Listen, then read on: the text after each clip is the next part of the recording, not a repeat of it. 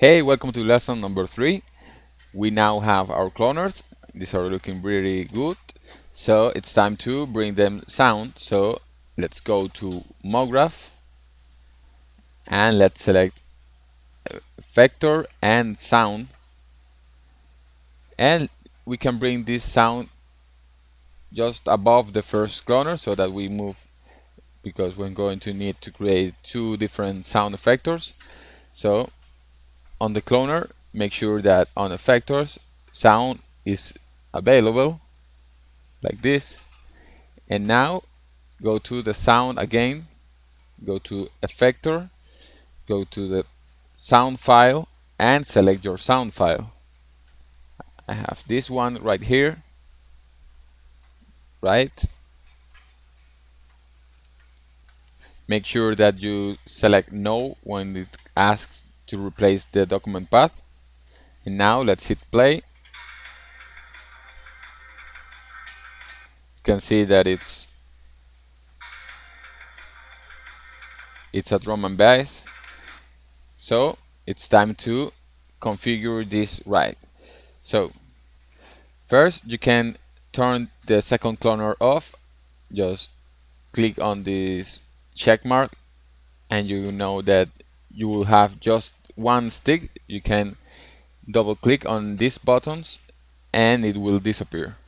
So we have not removed them, just turn this off. Now go to the sound again and on apply mode, instead of all, select a step, and this will make, you can see that now every stick of this will move independently.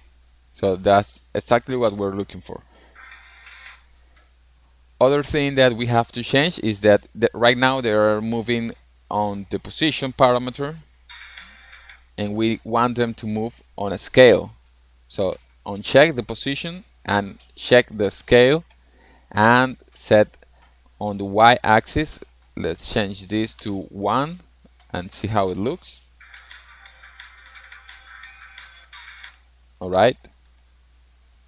Alright, it's looking really nice. Now let's go again to the effector and let's play with the lower, with the minimum and maximum, which you can find on the effector tab. Click on minimum and maximum and now you can play with this. But if you turn the minimum to lower, you can see how they are decreasing. So we can play here with the size of these sticks, so they are not all the same size. So when we hit play, you can see that we have some more variety here on the sizes, so that's a good thing. The maximum size should set it to 75. Now hit play again. Okay, they are going really well. Also, we could play with the strength. If we add some more strength, you can see how the sizes start to be very different. So this is nice. We could set it to 50-100. Alright. We are set with this first cloner. Now let's duplicate this sound effector by going to Ctrl C and Ctrl B.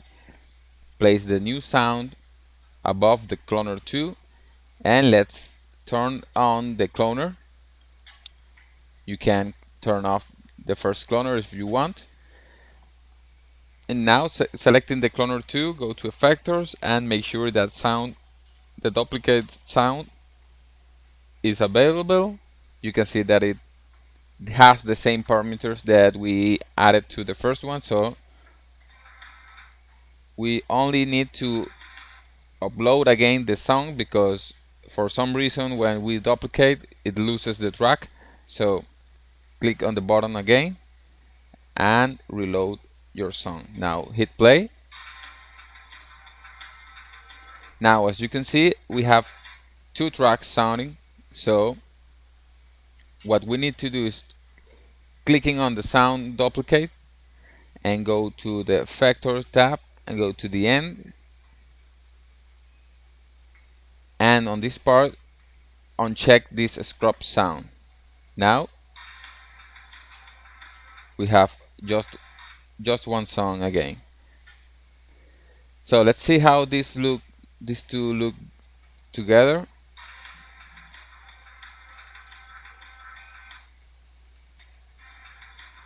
Alright, right now they're looking pretty good, but we have to rotate this second cloner.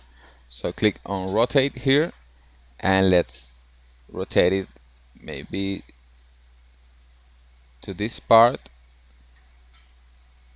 to the bottom. Alright, now hit play and they are looking so much better.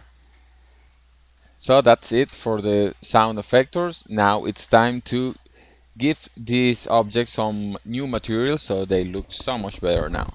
So see you in the next lesson.